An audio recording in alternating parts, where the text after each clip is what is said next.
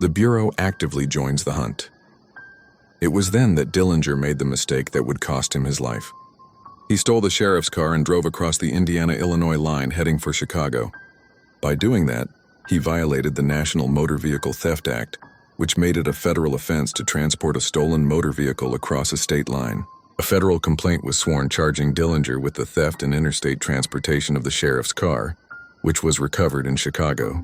After the grand jury returned an indictment, the FBI became actively involved in the nationwide search for Dillinger. Meanwhile, Pierpont, Mackley, and Clark were returned to Ohio and convicted of the murder of the Lima sheriff. Pierpont and Mackley were sentenced to death and Clark to life imprisonment.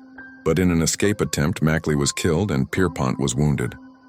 A month later, Pierpont had recovered sufficiently to be executed. In Chicago, Dillinger joined his girlfriend, Evelyn Frechette. They proceeded to St. Paul, where Dillinger teamed up with Homer Van Meter, Lester, Babyface Nelson, Gillis, Eddie Green, and Tommy Carroll, among others.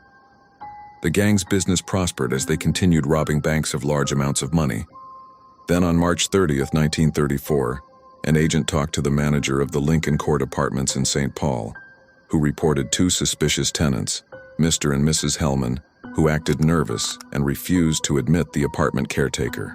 The FBI began a surveillance of the Hellmans' apartment. The next day, an agent and a police officer knocked on the door of the apartment. Evelyn Frechette opened the door but quickly slammed it shut. The agent called for reinforcements to surround the building.